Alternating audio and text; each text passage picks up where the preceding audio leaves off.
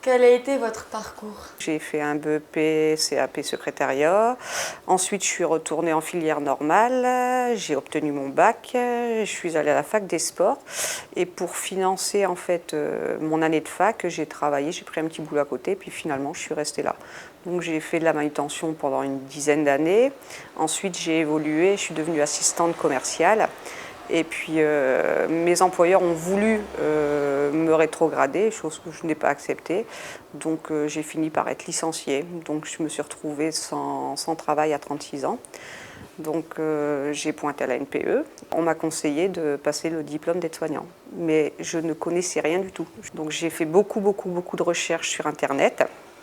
Et j'ai découvert une école d'aide-soignante, Santélis, avec lesquelles j'ai pu passer un oral de préparation en accéléré. Et à partir de là, toutes les portes se sont ouvertes. Alors j'ai travaillé 26 ans dans le privé, en maison de retraite, 5 ans dans la fonction publique en service Alzheimer. Et là, ça fait bientôt 6 ans que je suis dans la fonction publique en EHPAD. Comment avez-vous découvert ce métier?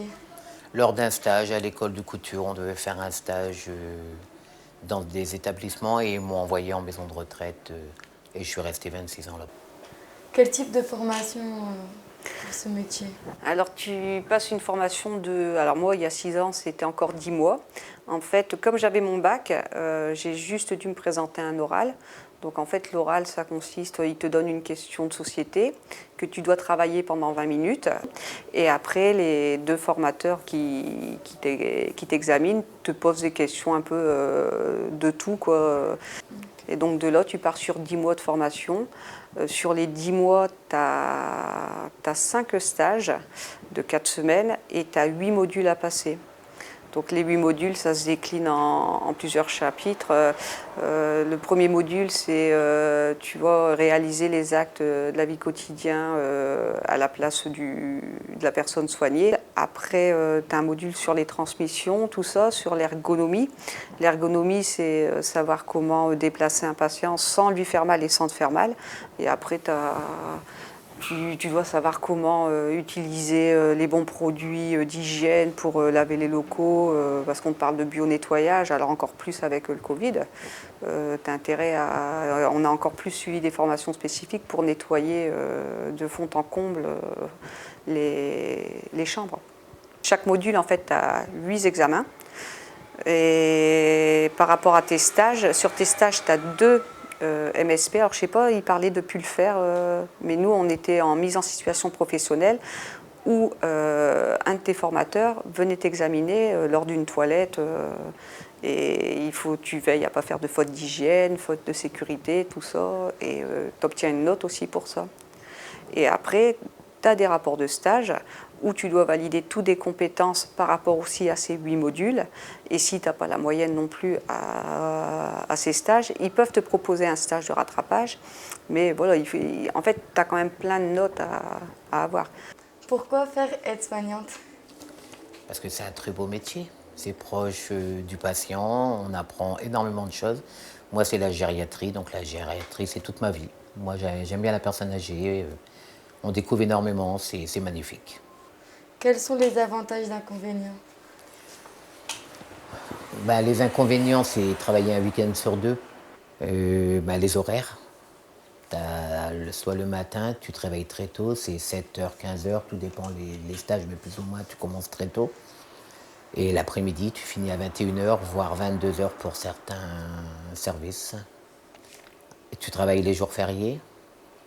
Quelles sont les qualités que je pourrais avoir si je dois faire une formation ou si je dois travailler dans ce métier? C'est être à l'écoute du patient, du résident, être disponible. Quelles sont les évolutions du métier, s'il vous plaît? En étant une soignante, ça t'ouvre beaucoup de portes. Tu peux choisir infirmière, tu peux aller vers éducatrice spécialisée, tu peux faire aide-soignante à domicile. Ça t'ouvre énormément de portes. C'est quoi la différence entre auxiliaire de vie et aide-soignante? Là où je travaille, pour nous, il n'y a pas de différence. Parce qu'ils font exactement la même chose que nous. Sinon, hormis le salaire, après, théoriquement, ils n'ont pas le droit de faire des toilettes de personnes qu'il faut porter en lève-malade, tout ça. De toute façon, quand elles étaient à domicile, elles n'avaient pas une deuxième personne avec elles. Donc, voilà. Non, moi, je te dirais essentiellement le salaire. Est-ce qu'on peut travailler aide-soignante sans diplômé? Dans la fonction publique, tu es obligé d'avoir le diplôme pour travailler en aide-soignante. Dans le privé, c'est considéré auxiliaire de vie, quoi. On dit aide-soignante non diplômée.